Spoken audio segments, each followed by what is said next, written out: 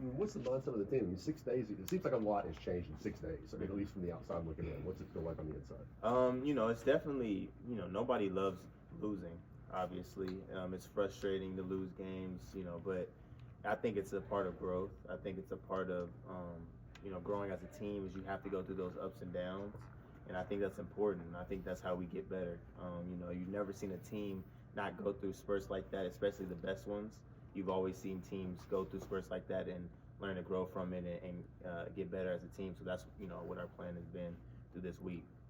What's the biggest point of emphasis from the first Florida game that has to change tomorrow? I think toughness. Toughness, rebounding is going to be one of the most important things. I think, there's definitely certain techniques that we could change defensively. And then, offensively, we just have to play our game, man. Like, we can't let anything else affect us. No, nothing from the outside, nothing from, lack of confidence. We have to shoot our shots. We have to get to the rim. We have to draw fouls. We have to be able to attack in transition.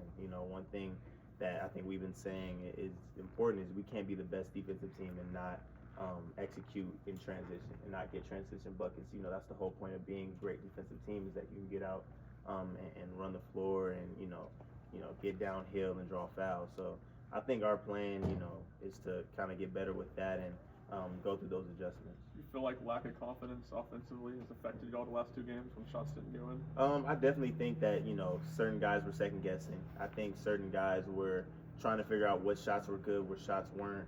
And taking the open shot is always good, but we have to learn how to adjust as well in the process of the game.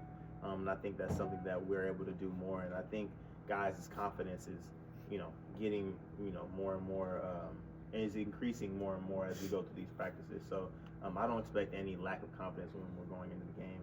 And we expect to get a rise out of a lot of other guys, especially from me offensively and defensively, making sure I'm keeping the standard, I've always had. So just want to improve that way. Did Kentucky sag off or pack the paint more drastically than the teams have in the past? I definitely think that was their, plan. Kentucky isn't, obviously they're not known for having a lot of defensive intensity, especially on the perimeter. So I think that was just the game plan that they come in with every team that they play, really thinking with the mindset that they're going to outscore the team, which, we were prepared for that. So we knew we had to take our shots. We knew that basketball is a game of if it goes in, you have to adjust, and if it doesn't, you have to adjust. So I think we knew we had to adjust quicker, and we saw that on film. But I guess I definitely think that was probably their game plan, was to try and sag off, knowing that we're still a good team getting in the basket, but we just have to find more ways of getting there when shots are falling. When the team's doing it that drastically and just begging you to shoot, I mean, what adjustments can be made when they're making it so difficult to get to the rim? I think, like we were saying, transition. You can't really, defense is set when you're in transition. You're running defensively, so getting those stops was probably could have been a big help for us on getting those easy buckets. Being able to fly in transition, draw fouls like that. I think getting more post-ups, trying to get in the paint more off of screens, and still shooting those shots. We work out, we train every day. Like, we are nonstop in the gym, and I believe in everybody's confidence to shoot the three. So if you think that's going to stop us from shooting our open shots, we can't play this game if that's going to hinder us from doing that. So you got to continue to shoot open shots. You got to be able to adjust and mix up your game plan offensively. But I think that's something that we're doing, is trying to balance all three. What was different about D-Stone the other night, maybe just from an intensity and buy-in standpoint? I think he was just more aggressive, more assertive, in which we need him to be. He was one of the better players last year coming into this season, and definitely somebody that a lot of teams wanted from the transfer portal. So wanting for him to get that confidence back, and wanting him to be more aggressive, whether that's shooting, whether that's driving to the basket, and keeping his energy defensively is going to be super important, as he seems to pick up momentum, and I think that's going to be big for the coming games in the SEC and the teams that we're going to be able to go against.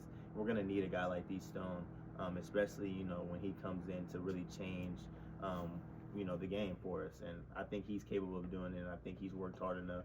And that's what we expect him to do, is just to be more aggressive. Jahmai, you've been in this league a long time. How different is it this year? I mean, like a stretch, like a grind like you're in right now. Man, it's tough. It's definitely tough. We're in the best conference, in my opinion. Every team we play against, it feels like has been a ranked team. especially, obviously this week we've been going against a lot of really good teams, and it's hard mentally, it's hard physically, it's hard to go into every game with that same mentality and not drop off at all.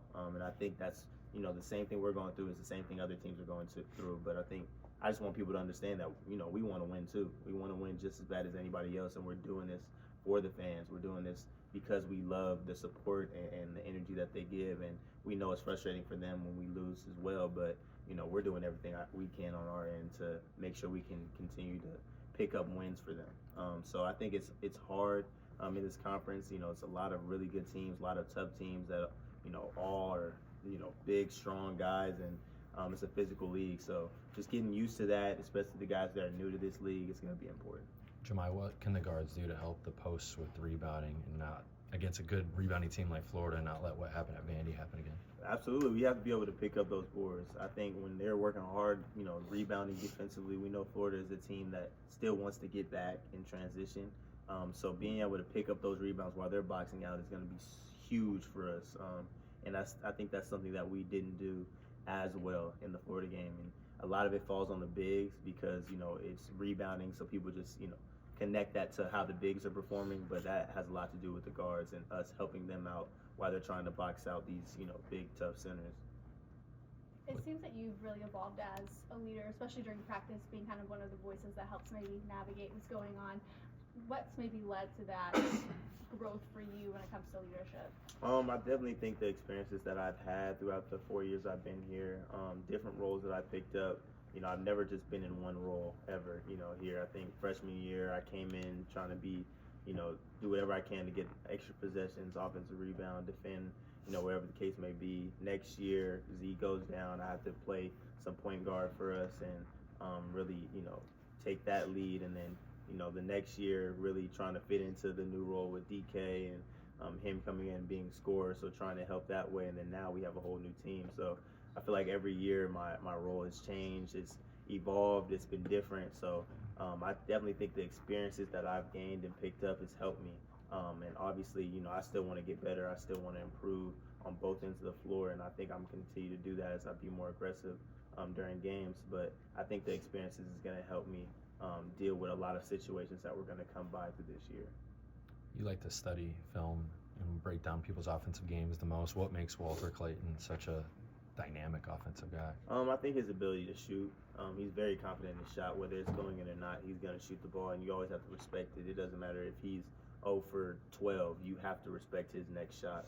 And I think he's built that resume, and I think that's what makes him so tough to guard is that you can't take a break on him. You have to make sure you're mindful of where he is at all times because he can kill you in different ways. And making sure that we're sticking with him, making sure that we're able to navigate screens, making sure we're keeping our hands up and not fouling him at the rim. And he has, pretty deep range, so making sure we're picking up to where he feels uncomfortable. It's going to be important for us, and trying not to let him get that momentum in the game. And it's going to be huge for us. Thanks, Jahmai. Thanks, Jahmai. Thank you. Thank you, Mike. Appreciate you.